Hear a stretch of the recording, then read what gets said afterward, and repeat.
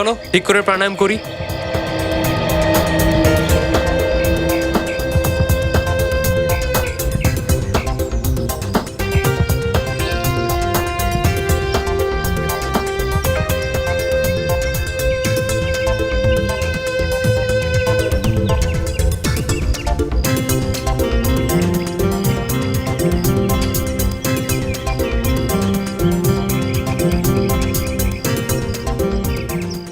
Okay guys, 5 মিনিটের একটা break নিচ্ছি।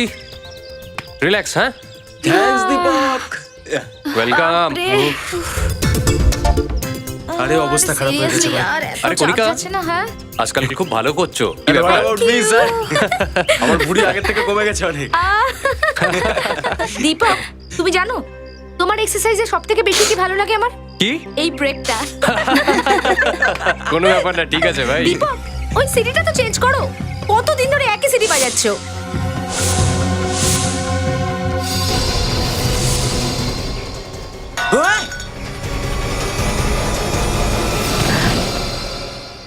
মনে হচ্ছে কেউ সুইসাইড করেছে। চলো গিয়ে আমরা দেখি বরঞ্চ। চলো চলো চলো চলো চলো তাড়াতাড়ি চলো।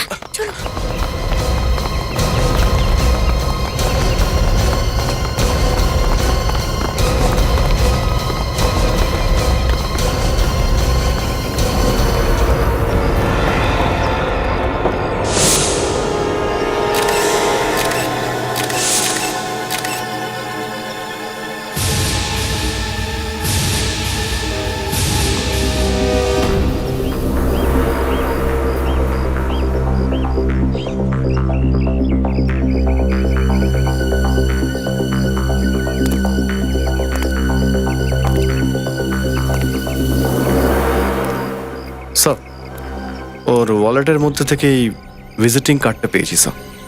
এর নাম Vikram. Vikram, chairman of DNV developments.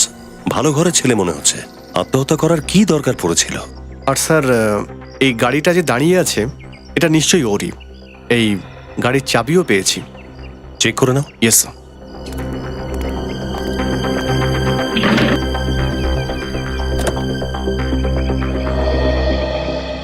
মনে হচ্ছে এই বিল্ডিং এ অনেক দিন ধরে কাজ বন্ধ পড়ে আছে। হ্যাঁ স্যার, এই লোকগুলো তাই বলছে। আচ্ছা, তোমরা একে ঝাঁপ দিতে দেখেছো? না স্যার, পড়তে দেখেছিলাম। মানে এটা বুঝতে পারোনি যে কোথা থেকে পড়েছে? না স্যার। হ্যালো, আচ্ছা, পড়বার সময় কি চিৎকার করছিল? না স্যার, ডিস্টেন্স ছিল, চেঁচালেও শুনতে পাইনি। আপনাদের মধ্যে কেউ কোনো রকম আওয়াজ শোনেননি? না স্যার, কেউ শুনতে পাইনি। স্যার, হ্যাঁ বিবেক? আরটিও অফিস থেকে জানতে পেরে গেছি স্যার, এই গাড়িটা বিক্রমেরই। বিক্রমের? Yes sir. বিবেক, এই লোকেরা বলছিল যে এরা বিক্রমকে পড়তে দেখেছে, ঝাঁপ দিতে দেখেনি, শুধু পড়তে দেখেছে। মানেটা বুঝতে পেরেছো? হ্যাঁ স্যার, তার মানে আমাদের প্রত্যেকটা ফ্লোর চেক করতে হবে। তাহলে যাও।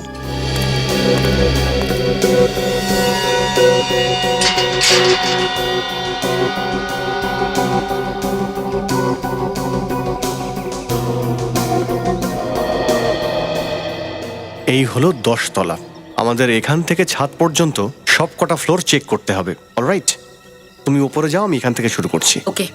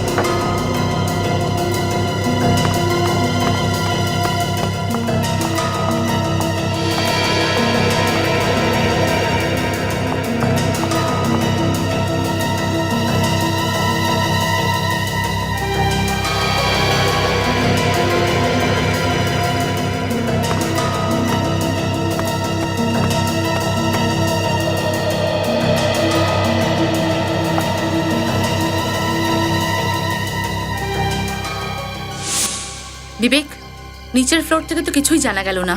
হয়তো ওই উপর থেকেই পড়েছিল বিক্রম।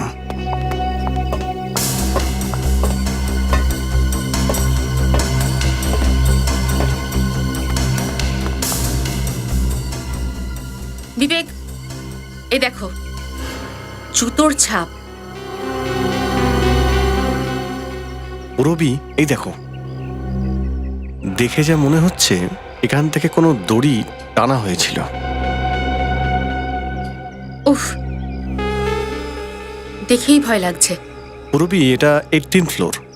এখান থেকে পড়ে যাওয়ার পরেও লাশে তেমন কোনো আঘাত লাগেনি। কিছু তো গন্ডগোল আছে এই সুইসাইড কেসে। হ্যাঁ বিবেক, স্যার, ছাদে জুতোর আর দড়ির দাগ পেয়েছি স্যার। সেটা দেখে আমার মনে হচ্ছে যে বিক্রম ছাদ থেকে লাফ দিয়েছিল। না বিবেক, সেরকমটা তো মনে হচ্ছে না।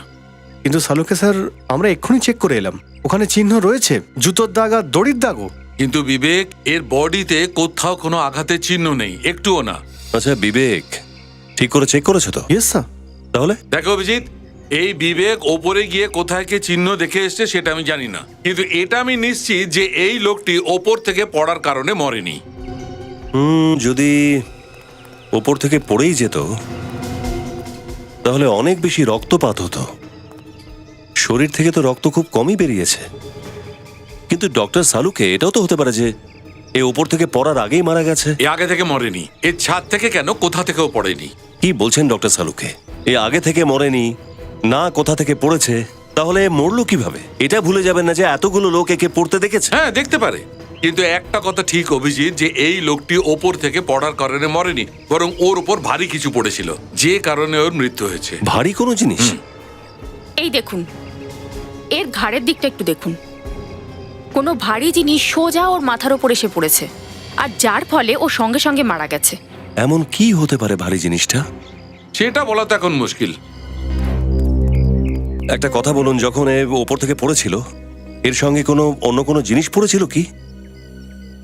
আপনারা ঠিক করে দেখেছেন তো? ওপর থেকে যে পড়েছিল সে একটা লোক ছিল? হ্যাঁ স্যার, একটা লোকই ছিল। কি পোশাক পরেছিল? স্যার, ওটাই যেটা ডেড বডিটা পড়ে রয়েছে, লাল শার্ট আর ব্ল্যাক প্যান্ট। আচ্ছা বিবেক, পুরবী, যদি এই বিক্রম ওপর থেকে না পড়ে থাকে আর ভারী কোনো জিনিসের মৃত্যু হয়, তাহলে একটা ব্যাপার স্বাভাবিক, একে মারা হয়েছে। এটা একটা মার্ডার। এর বাড়িতে যাও, এর ব্যাপারে খোঁজ নাও, দেখো কে বা কারা এর শত্রু হতে পারে, আর এই সকাল সকাল এখানে কি করতে এসেছিল। হ্যাঁ স্যার, বলুন। আমরা সিআইডি থেকে মিস্টার বিক্রমের ফ্যামিলির সঙ্গে কথা বলতে চাই। আচ্ছা,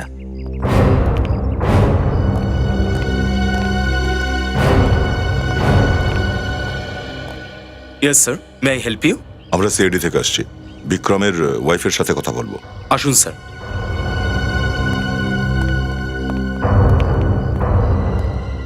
ম্যাডাম, ইনারা সিআইডি থেকে এসেছেন, আপনার সঙ্গে কথা বলতে চান।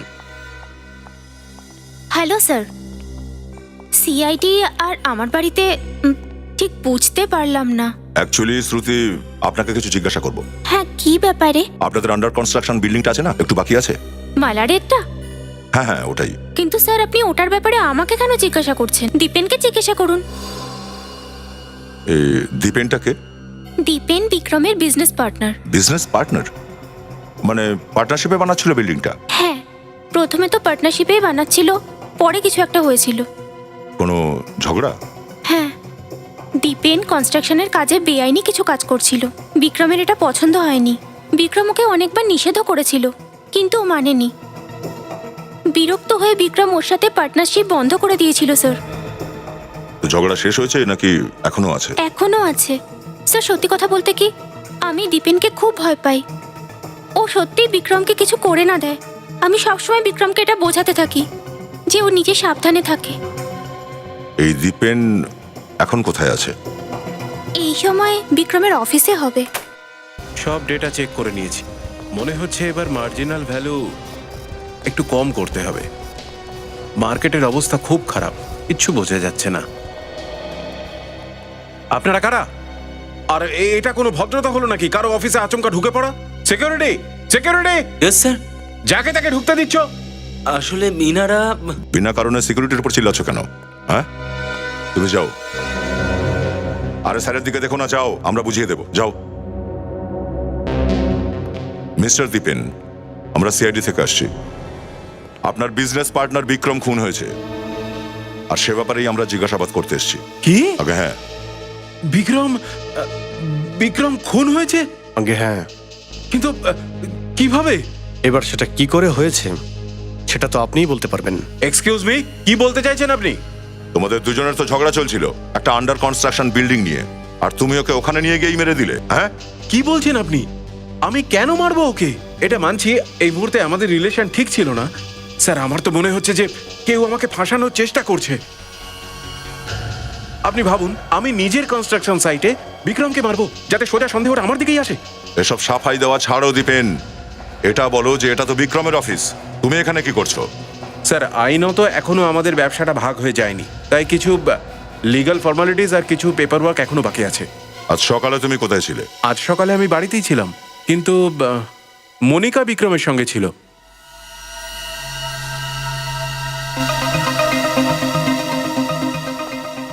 তুমি কে? আমি দীপেন স্যার আর বিক্রম স্যারের সেক্রেটারি আমি। আচ্ছা, তুমি এত ঘামছো কেন? এখানে এয়ার কন্ডিশন তো ঠিকঠাকই চলছে। আগে ওই হ্যাঁ, ওই তুমি কি বিক্রমের মার্ডারের ব্যাপারে কিছু জানো? হ্যাঁ, কাউকে সন্দেহ করো তুমি? তুমি তোর সেক্রেটারি ছিলে, তো অনেক কিছুই নিশ্চয়ই জানতে তুমি বিক্রমের ব্যাপারে। হ্যাঁ, আগে অ্যাকচুয়ালি আমি বলতে চাইছিলাম যে তুমি এত ঘাবড়ে আছো কেন?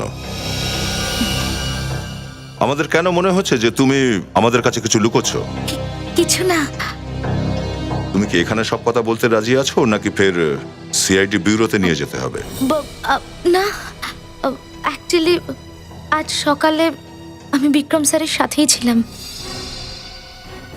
আমি আর বিক্রম স্যার 20 কোটি টাকার ফিগার স্যার, আর ওই ল্যান্ডটার অ্যাপ্রিসিয়েশন ভ্যালু আজকের হিসেবে প্রফিটেবলই মনে হচ্ছে স্যার, কিন্তু রিকনসাইনমেন্ট ছাড়া স্যার কিছু করা যাবে না। মিস্টার মেহতা, 1 মিনিট, অন্য একটা কল আসছে।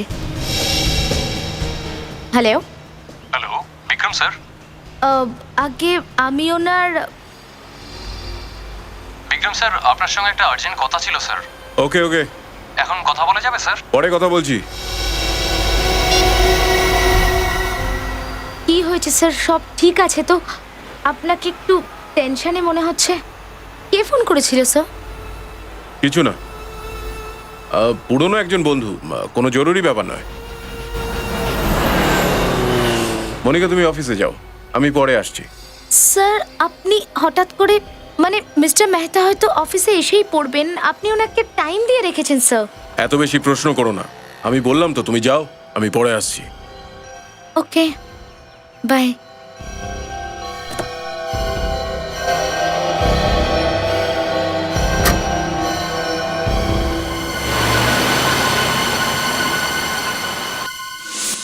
ও আচ্ছা, এবার বলো ওই ফোন কলটা কার ছিল? জানি না স্যার, বিক্রম স্যার তো খুব ভালো মানুষ ছিলেন, সব সময় আমাকে হেল্প করতেন উনি। স্যার, আপনি এখন এইসব কথা বললেন তো আমি একটু ভয় পেয়ে গেছিলাম। তা না হলে এই খুনের সঙ্গে তো আমার কোনো সম্পর্ক নেই স্যার। ঠিক আছে, যতদিন না এই কেসটা সলভ হয়ে যায় তোমাদের দুজনের মধ্যে কেউই শহরের বাইরে বেরোবার চেষ্টা করবে না। নিখিল, বিক্রমের যে ফোন কলটা এসেছিল সেটা ট্রেস করো, খোঁজ করো যে কার নাম্বার এটা। স্যার।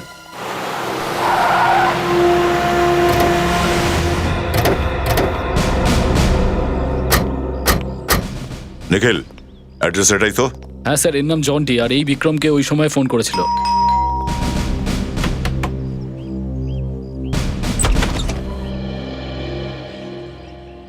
তুমি কোনো কথা বলার আগে আমরা তোমায় জানিয়ে দিই আমরা সিআইডি থেকে আসছি আর তোমাকে অ্যারেস্ট করতে এসেছি। চলো। আরে আরে স্যার, স্যার আমি কি করেছি এমন? তুমি কি করেছো তুমিও জানো, আর আমরাও খুব ভালো করে জানি। যত সময় নেবে সত্যিটা বলতে তত বেশি কষ্ট পাবে তুমি, সেই জন্য চটপট বলে দাও সত্যি কথাটা কি। চলো। স্যার, আমি বুঝতে পারছি না আপনারা কি বলছেন। এটা আরে স্যার, এটা কি? স্যার স্যার এক sir sir sir 1 minute 1 minute sir, sir please sir, sir এসব কি এখানে? হ্যাঁ, ম্যাপ, এত সব ফটোগ্রাফ, হ্যাঁ?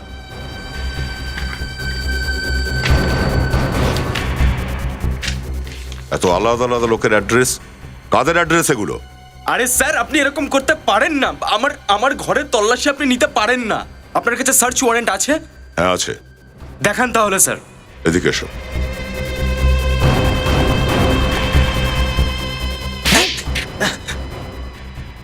এই যে মুম্বাইয়ের ম্যাপ, এইসব আলাদা আলাদা লোকের ফটোগ্রাফ, কে কোথায় কোথায় যায় সেই সমস্ত ডিটেলস, কি এগুলো সব? হ্যাঁ, কি বিজনেস করো তুমি এখানে বসে? স্যার মনে হচ্ছে ও একজন কন্ট্রাক্ট কিলার।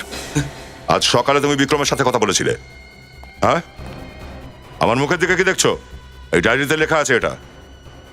স্যার, আমার মনে হচ্ছে আপনার কোনো ভুল ধারণা হচ্ছে স্যার, এর মধ্যে কিচ্ছু নেই। ভুল ধারণা হচ্ছে? কি সব এগুলো? হ্যাঁ, কেন মারলি বিক্রমকে তুই? কি? বিক্রম স্যার মারা গেছেন? এরকম হতে পারে না স্যার, উনি আমার ক্লায়েন্ট, আমি ওনার জন্যই কাজ করছিলাম। তুই বিক্রমের জন্য কাজ করতিস? স্যার আমি বলছি আপনাকে, সব খুলে বলছি, এক মিনিটের জন্য প্লিজ ছাড়ুন আমাকে, প্লিজ। স্যার আমি একজন প্রাইভেট ডিটেকটিভ।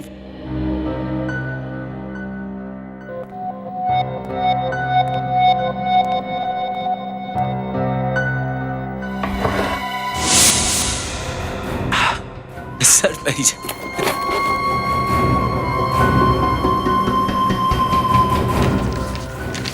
স্যার, এইটা আমার লাইসেন্স।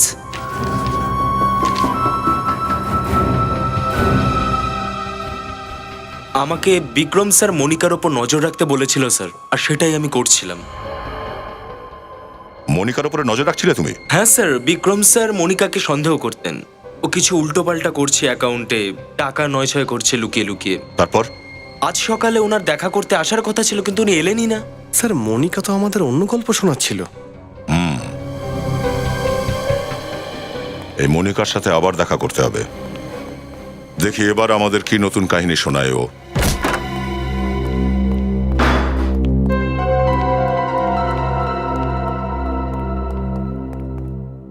স্যার এই রুমটা দেখে মনে হচ্ছে না যে মনিকা খুব ভালো আর্ন করে। ভীষণ স্মার্ট মেয়েটা, একদম সাধারণ একটা ঘরে থাকে, যাতে কেউ সন্দেহ না করে। কোনো ব্যাপার নয়, পালিয়ে যাবে কোথায়? কোনো না কোনো দিন ধরা তো পড়বেই ও। দেখো সালুকে, এতগুলো লোক বিক্রমকে বিল্ডিং থেকে পড়ে যেতে দেখেছে, আর তুমি বলছো যে পড়েইনি। একদম ঠিক বলছি বস। বিক্রমের মৃত্যু বিল্ডিং এর ওপর থেকে পড়ার কারণে হয়নি, এর ওপর কিছু পড়ার কারণে হয়েছে। তাহলে সালুকে, দীপক, যতীন, এতগুলো লোক ওকে পড়ে যেতে দেখেছে, সেটা কি মিথ্যে? না, সেটাও সত্যি ছিল। সত্যিও বলছো, মিথ্যেও বলছো? সালুকে, সকাল সকাল আমার মাথাটা খারাপ করো না। বস, ওরা যেটা বলছে সেটাও সত্যি, কিন্তু সেগুলো অর্ধ সত্য। দেখো সালুকে আমার বন্ধু, আমাকে পুরো সত্যিটা বলো। ওই লোকগুলো যে লোকটিকে ওপর থেকে পড়তে দেখেছিল, সে বিক্রম ছিল না, অন্য কেউ ছিল। ও বিক্রম ছিল না, অন্য কেউ ছিল? হ্যাঁ। এটা কিভাবে বলছো তুমি? আরে ভাই, এসিপি স্যার, আমরা বিক্রমের লাশের ওপর থেকে কিছু চামড়ার টুকরো পেয়েছি, তো আমরা প্রথমে ভেবেছিলাম এটা বিক্রমেরই চামড়া, কিন্তু যখন আমরা ওই চামড়ার টুকরোগুলোকে ডিএনএ টেস্ট করি, তখন আমরা জানতে পারি যে এ বিক্রম নয়, এ অন্য কেউ। আর একটা কথা, মৃত ব্যক্তিও ঠিক ওই রকম জামা প্যান্ট পরেছিল যেমন বিক্রম পরে আছে, লাল জামা এবং কালো প্যান্ট। ওরা ধাঁধায় পড়ে গেছে, ওদের মনে হয়েছে যে বিক্রম আত্মহত্যা করেছে। তারিকা, তুমি গ্রাফিক্সটা রেডি করো। স্যার সালুকে, কেউ এর প্রাণ নেওয়ার জন্য বিল্ডিং থেকে ঝাঁপ দিয়ে নিজের জীবনে ঝুঁকি নেবে, তারপরে সে বাঁচবে? কিছুতেই বাঁচবে না। আর বাই দি ওয়ে, যদি বেঁচেও যায় তাহলে মৃত্যুর খুব কাছেই থাকবে। সালুকে স্যার, বিক্রমের উপর কোনো দ্বিতীয় ব্যক্তি এসে পড়লো আর বিক্রম মরে গেল, তাহলে কি আমাদের বডি এতটাই ভারী যে কারুর উপর পড়লে সে মরে যাবে? রেডি? যখন কোনো জিনিস ওপর থেকে নিচে পড়ে, তার ওজন কয়েক গুণ বেড়ে যায়। 80 কিলোর একটা ওজন 500-600 কিলোর কাছাকাছি চলে যায়। আর ওই 500-600 কিলোর ওজন ফোর্সের সঙ্গে বিক্রমের উপর এসে পড়েছে। এক মিনিট, এসো, এটা আমি বোঝাচ্ছি। এই দেখো, এইটা হচ্ছে মানুষের মস্তিষ্ক, আর এটা মেডুলা অবলঙ্গেটা। একদম ঠিক। আর এই মেডুলা অবলঙ্গাটা মানুষের অনেকগুলো অঙ্গ প্রত্যঙ্গ কন্ট্রোল করে, যেমন হার্ট, লাংস। মানুষ যে শ্বাস প্রশ্বাস নেয় সেটাও এই মেডুলা অবলঙ্গাটা কন্ট্রোল করে। আর এইটা এই স্পাইনাল কর্ডের সঙ্গে যুক্ত হয়ে থাকে। আর এইটা হচ্ছে অ্যাটলাস C1। এই অ্যাটলাস C1 এই শিরদাঁড়ার প্রথম দিকের অংশ। Sir graphics ready. গুড, এসো।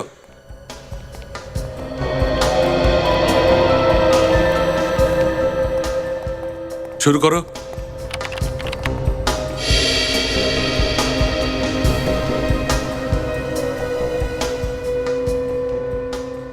এই দেখেছো বস, এইরকমটাই হয়েছিল হয়তো। 600 কিলোর ওজন যখন ফোর্সের সঙ্গে বিক্রমের মাথার উপর পড়েছে, তখন বিক্রমের স্পাইনাল কর্ডের এই হাড়টা ভেঙে যায়, আর এই অংশটা বিক্রমের মেডুলা অবলাঙ্গাটায় ঢুকে যায়। আর তারপর তো বিক্রম নিঃশ্বাসও নিতে পারেনি, আর দম আটকে মারা যায়। একদম ঠিক। এই যে লোকটা বিক্রমের ওপর পড়ে গিয়েছিল, যদিও এখনো বেঁচে থাকে, তাহলে গেল কোথায়? আপনাদের কতটা সময় লেগেছিল নিজের বিল্ডিং থেকে এখানে চলে আসতে? স্যার 3 থেকে 4 মিনিট লেগেছিল। 3 থেকে 4 মিনিট? হ্যাঁ স্যার। আচ্ছা, এখান থেকে কাউকে পালাতে দেখেছিলেন? না স্যার, শুধু বডিটা পড়েছিল ব্যাস। শিওর? একদম শিওর স্যার, একদম শিওর। আর স্যার যখন এই বডিটা পড়েছিল তখনই কনফার্ম হয়ে গেছিলাম এ আর বাঁচবে না। ঠিক আছে, এবার আপনারা আসতে পারেন। Thank you sir. Thank you, thank you. চলো ওপরে গিয়ে দেখা যাক এই লোকটি আমাদের জন্য কি ফেলে গেছে। স্যার ওদের 3 থেকে 4 মিনিট লেগেছিল এখানে আসতে। 3 থেকে 4 মিনিট। 3 থেকে 4 মিনিট তো অনেকটা সময় কোনো লোকের এখান থেকে পালাবার জন্য। স্যার কেউ নিজের প্রাণের মায়া ত্যাগ করে বিক্রমের উপরে ঝাঁপ দিল? স্যার কাউকে খুন করার জন্য এত ওপর থেকে লাফ দেওয়াটা তো পাগলামো। সেটা তো ঠিক। তুমি বলছিলে না যে ছাদে কোনো দড়ির দাগ আছে? হ্যাঁ, স্যার। চলো দেখি।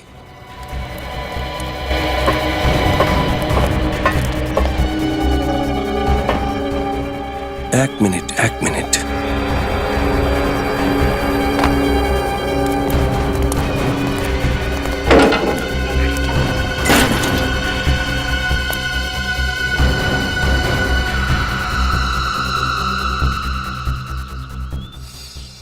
এটা দেখেছো?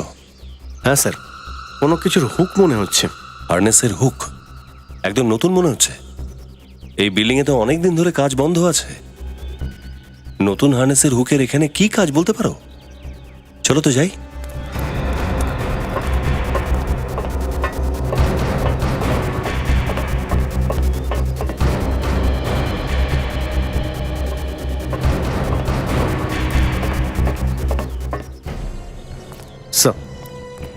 স্যার এই যে এইখানে জুতোর দাগ, আর এইখানে দড়ির দাগ স্যার। আচ্ছা,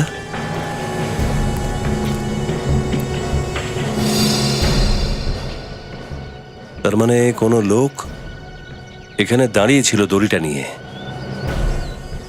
দেখি হুকটা দেখি।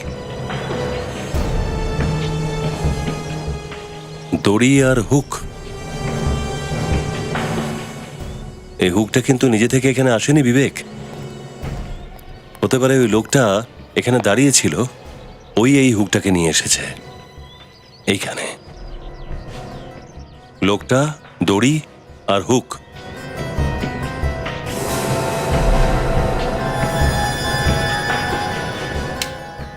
এই দেখো, এই ট্যাঙ্কের ওপর একটা দড়ির চিহ্ন আছে। মানে দড়িটা এইখান দিয়ে বেঁধে ওই অবধি নিয়ে যাওয়া হয়েছিল, আর এই লোকটা ওই হুকের মধ্যে আটকেই উপর থেকে লাফ দেয়। ঠিক বলেছ। এখান থেকে ও বিক্রমের উপর পড়েছে। বিক্রম মরে গেছে আর ওই লোকটা গায়েব। স্যার তাহলে এই খুনি তো কোনো স্টান্টম্যান হবে। হ্যাঁ, হতেই পারে। আরেকটা কথা, ওই লোকটা একই পোশাক পরেছিল যেটা বিক্রম পরেছিল, সেম টু সেম। হ্যাঁ স্যার। স্যার অনেক কনফিউশন আছে।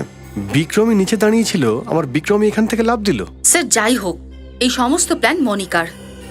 স্যার এই সবকিছুর পেছনে মনিকাই আছে। কিন্তু মনিকা পালিয়ে গিয়ে খুব বড় ভুল করেছে, আর এই ভুলের অনেক বড় মাসুল দিতে হবে ওকে।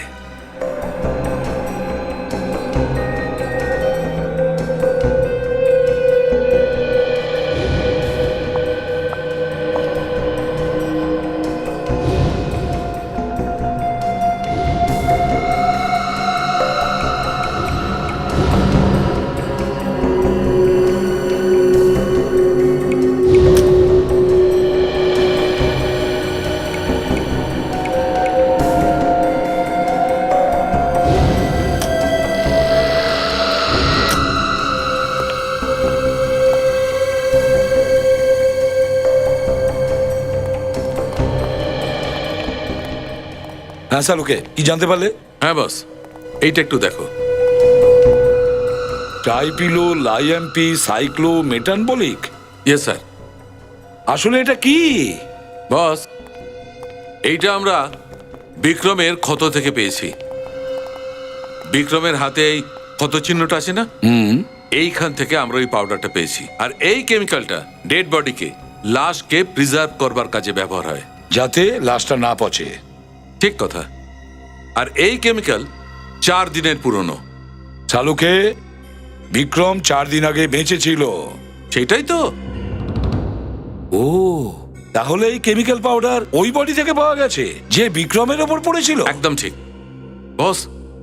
জীবনে এই প্রথম এরকমটা দেখলাম যে খুনি কাউকে খুন করবার জন্যে একটা লাশকে হাতিয়ার হিসেবে ব্যবহার করেছে। কিন্তু স্যার, যেই এই খুন করে থাকুক, সে এটা কি করে জানলো যে বিক্রম একদম ওই জায়গাতেই দাঁড়িয়ে থাকবে যেখানে ডেড বডি পড়লো? প্ল্যানিং পুরবি, প্ল্যানিং। ওই লাশটা বিল্ডিং এর ছাদ থেকে কোথায় গিয়ে পড়বে সেটা খুনি আগেই ডিসাইড করেছিল। আর এই ব্যাপারে খুনি একা ছিল না, ওর সাথে অন্য কেউও ছিল। এমন কোন লোক যে বিক্রমকে আগে থেকে চিনতো। ব্যাস, ওদের মধ্যেই কেউ কোনো বাহানায় বিক্রমকে এই বিল্ডিং এর নিচে নিয়ে আসে আর কথার জালে ফাঁসিয়ে ওই জায়গায় দাঁড় করায় যেখানে লাশ পড়ার কথা ছিল। ব্যাস, আর যেই ওরা কথা শুরু করলো, ওর সাথী ওপর থেকে বডিটা বিক্রমের ওপর ফেলে দিল। আর এদিকে বিক্রম, যতীন ও সাথীরা আসার আগেই নিচে দাঁড়িয়ে থাকা ওর সাথীটা লাশটাকে সরিয়ে ফেলেছে। এক্স্যাক্টলি। ব্যাস, এই শহরে যতগুলো মর্গ আছে সেখান থেকে খবর নিতে হবে যে কোনো লাশ গায়েব হয়েছে কিনা।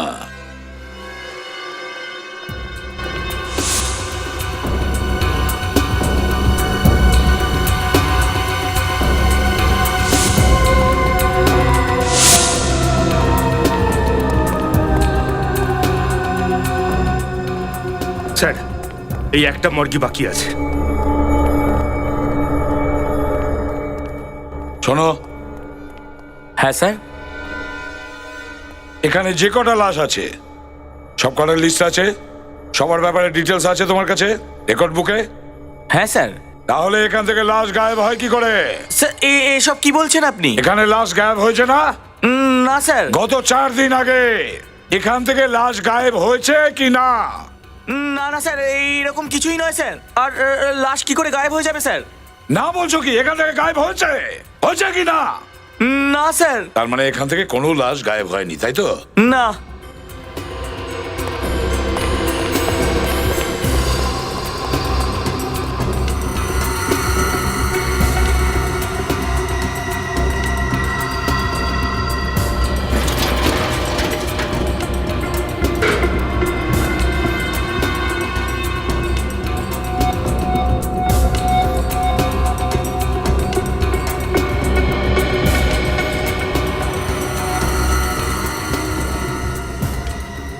দেখেছো?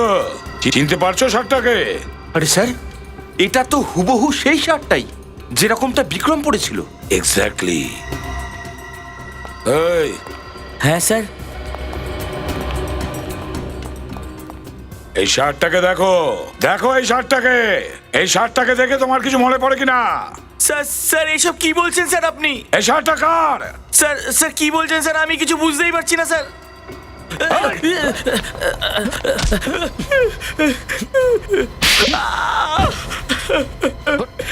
ছেড়ে দিন স্যার। স্যার, ভুল হয়ে গেছে স্যার। স্যার, ক্ষমা চেয়ে নিচ্ছি স্যার। ছেড়ে দিন স্যার। স্যার, ছেড়ে দিন প্লিজ মজা স্যার। দেখাচ্ছি তোকে। স্যার, চল। বিক্রি করেছিলে লাশ? বিক্রি করেছিলে কি না? স্যার। বিক্রি করেছিলে? কেন করেছিলে? স্যার, ও আমাকে কিছু টাকা দিয়েছিল স্যার।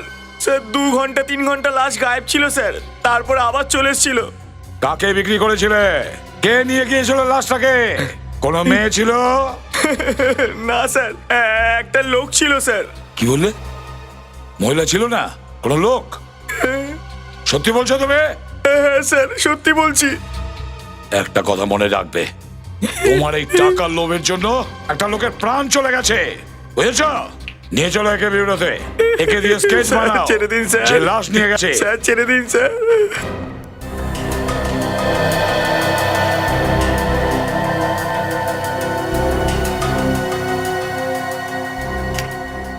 থ্যাঙ্কস। ওকে স্যার, ওকে। স্যার, তাহলে নিয়ে যাও একে। স্যার আমাকে ক্ষমা করে দিন স্যার। চুপ! তুমি লাশ বিক্রি করেছিলে না? হ্যাঁ, একে লকআপে পুরে দাও আর ভালো করে শিক্ষা দাও। স্যার স্যার, ছেড়ে দিন স্যার, ভুলে গেছে স্যার। স্যার চল। নিখিল, স্যার আমাদের ক্রিমিনাল রেকর্ড চেক করো, দেখো এর ব্যাপারে কিছু জানা যায় কিনা। স্যার। হ্যাঁ, আসুন এদিকে।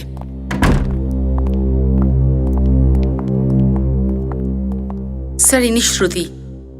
ক্ষমা করবেন শ্রুতি দেবী, এই সময়ে আপনাকে ডেকে বিরক্ত করার ইচ্ছে নেই, কিন্তু কি করব, আমাদের কাজই এটা। ব্যাপারটা খুব গুরুত্বপূর্ণ। আসুন, আপনি বসুন, বসুন প্লিজ।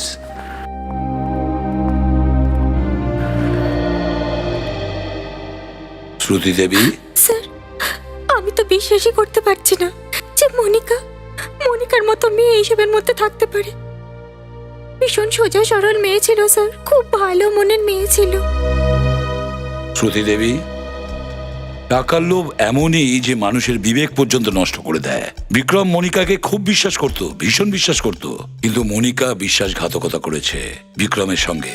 যখন বিক্রম জানতে পারলো আর ও কোনো পদক্ষেপ নেই মনিকার বিরুদ্ধে, মনিকাই বিক্রমকে। স্যার, হ্যাঁ স্যার এই লোকটার রেকর্ড আমাদের কাছে নেই স্যার। রেকর্ডসে নেই? না স্যার। আচ্ছা, শ্রুতি দেবী দেখুন এই লোকটাকে। আপনি আগে কখনো দেখেছেন? আপনি কি চেনেন একে?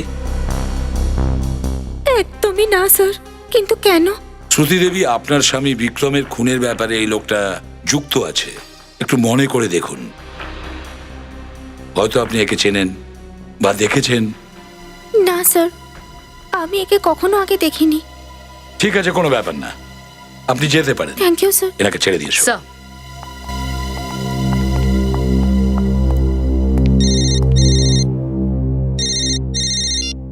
হ্যালো।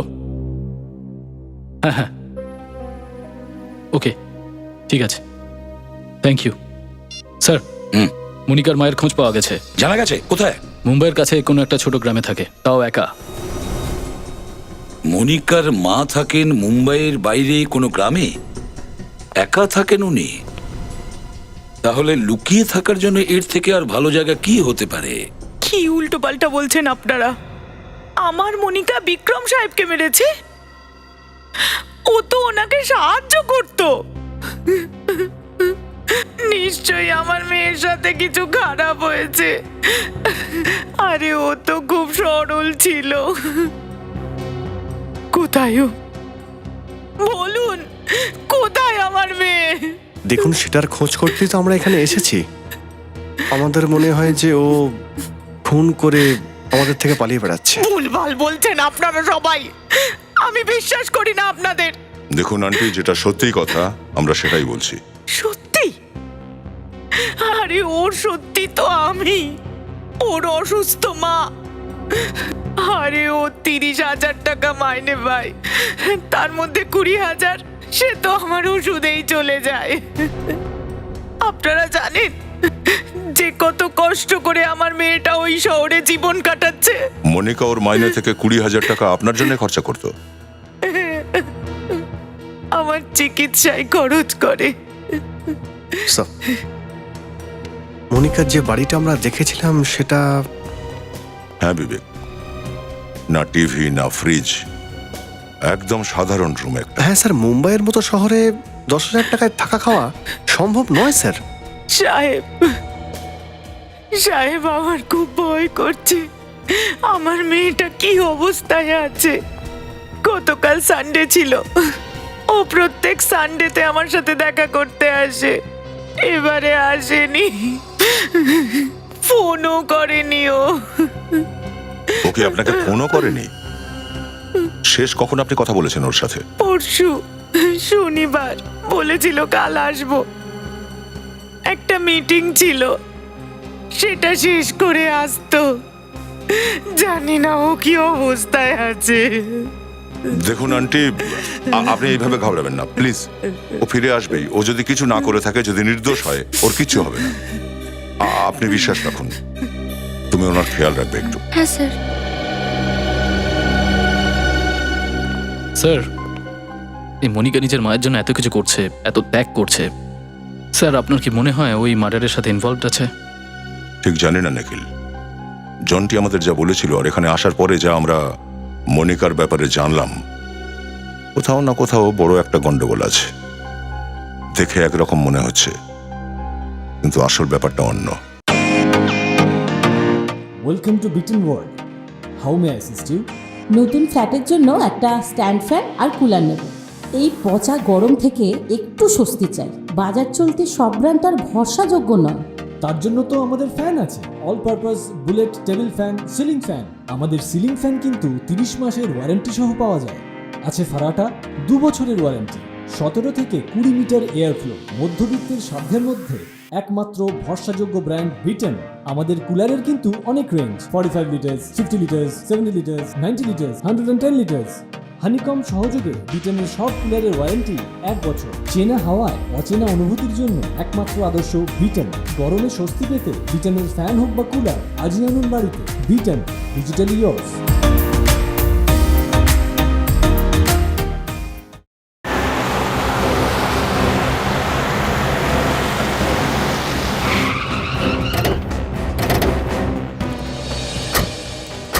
সেলাম স্যার। হ্যাঁ ঠিক আছে। আচ্ছা এটা বলো, ওই মনিকা যে দীপেন আর বিক্রমের সেক্রেটারি ছিল, আগে উনি তো আজ অফিসে আসেননি। জানি আমরা। শেষবার মনিকাকে কবে দেখেছিলে? কাল যখন আপনারা এসেছিলেন। মোকা ম্যাডাম আর শাহিদদের কোনো মিটিং ছিল স্যার। আচ্ছা এই মিটিং কখন শেষ হয়েছিল? মানে মনিকা বাড়িতে কখন গেছিল? সন্ধ্যেবেলা স্যার। ও একলা গেছিল নাকি অন্য কেউ সাথে ছিল? একাই ছিলেন উনি। এখান থেকে বেরোলেন আর রাস্তার ওই পারে গিয়ে অটো ধরে নিলেন রোজকার মতো। থ্যাঙ্কস। রোজকারের মতো মানে কোনো না কোনো অটোওয়ালা তো অবশ্যই ওকে চিনবে।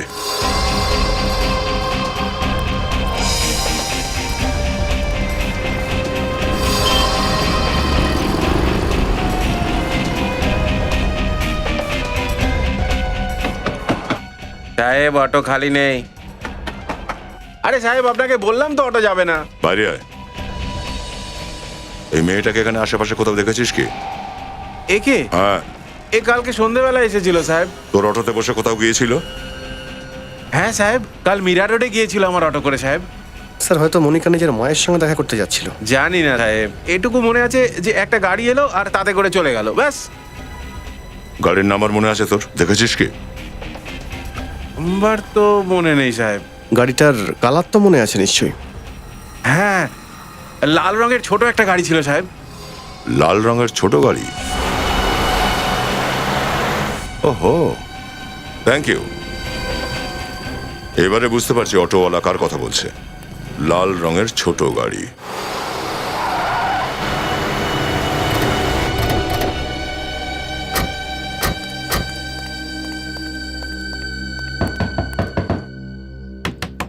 চন্টি, চন্টি, দরজা খোলো। চন্টি,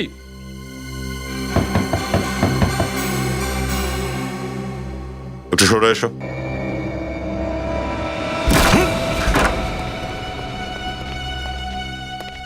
জন্টি,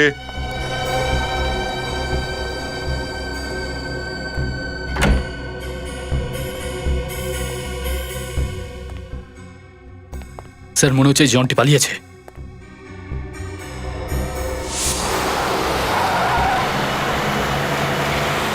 ও নো। কি হলো স্যার?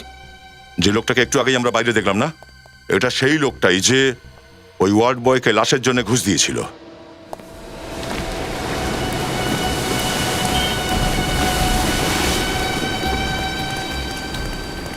এই দাঁড়া ওখানে। এ শুনবে না দেখছি কথা। এই দাঁড়া, পালিয়ে কোনো লাভ নেই। দাঁড়া, দাঁড়া।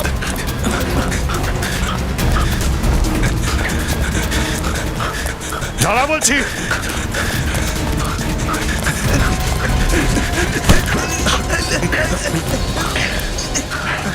ছুটতেই যদি হয় তো বুলেটের থেকে জোরে ছুট। স্যার, এটা কি? হ্যাঁ, আসলে তুই কে রে? ও, তুই জন্টি।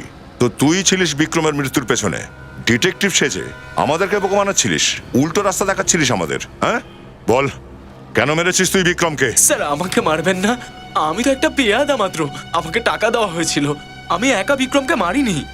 কে দিয়েছিল টাকা তোকে? স্যার। কি নাম তোর বসের? হ্যাঁ, স্যার। টাকা কে দিয়েছিল তোকে? সব বলছি স্যার। এটা আবার কার নাম্বার? হ্যালো হ্যালো, তাকে আমি কে সেটা জিজ্ঞেস করিস না, যেটা বলছি সেটা কান খুলে শোন। কে বলছো ভাই তুমি? তোমাকে আমি চিনি?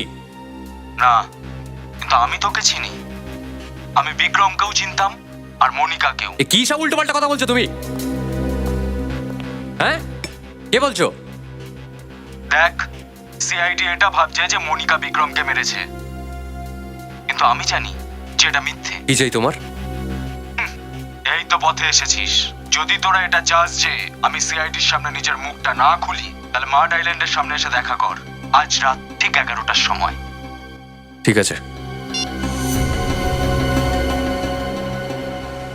আগে গিয়ে মনিকার সাথে কথা বলি, তারপর মার্ড আইল্যান্ডে একে নিপটাবো।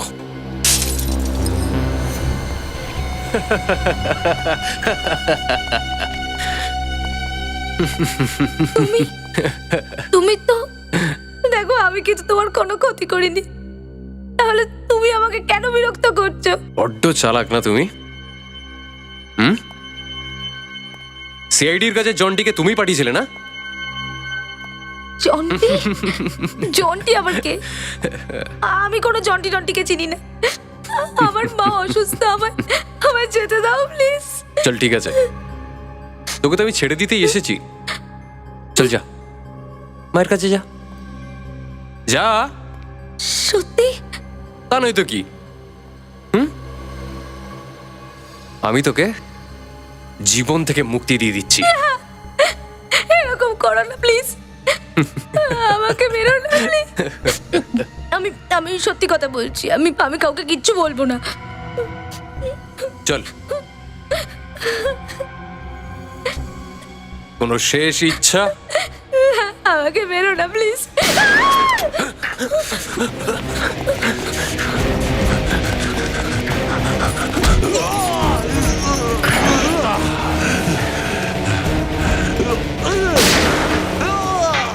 বিবেক, দাঁড়া। পায়ে গুলি লেগেছে, গুলি যদি ওপরে লাগতো কি হতো? চল।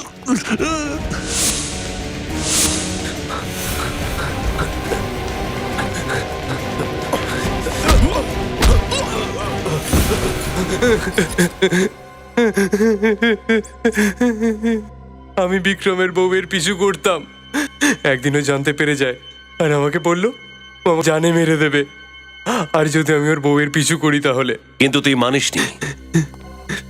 তুই হলি একজন বদমাশ, তাই না?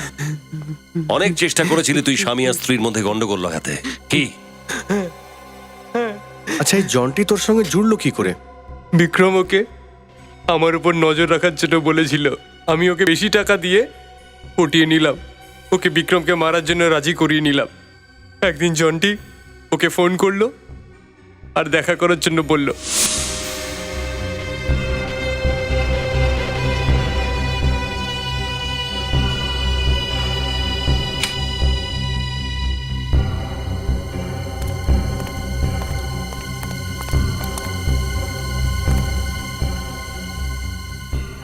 অদ্ভুত ব্যাপার, যেই খুনের তুই সাক্ষী ছিলি সেই খুন তুই নিজেই করেছিস, আর ওটাকে আত্মহত্যা প্রমাণ করার চেষ্টা করেছিস। হ্যাঁ, জানিস তুই ফাঁসি কিভাবে দেওয়া হয়? দড়িতে তাকে ঝুলিয়ে দেওয়া হয়, আর তাতে সেই মারা যায় যাকে ফাঁসি দেওয়া হয়, অন্য কেউ নয়। যেভাবে বেচারা বিক্রম মারা গেছিল। নিয়ে যাও একে, চল। স্যার, আমার মা? তোমার মা একদম ঠিক আছে, আর ওনাকে খবর দেওয়া হয়েছে যে তুমিও ঠিক আছো। দেখো, তুমি আমাদেরকে ক্ষমা করো, আমরা তোমাকে সন্দেহ করেছিলাম। চলো, তোমাকে বাড়িতে ছেড়ে দিচ্ছি।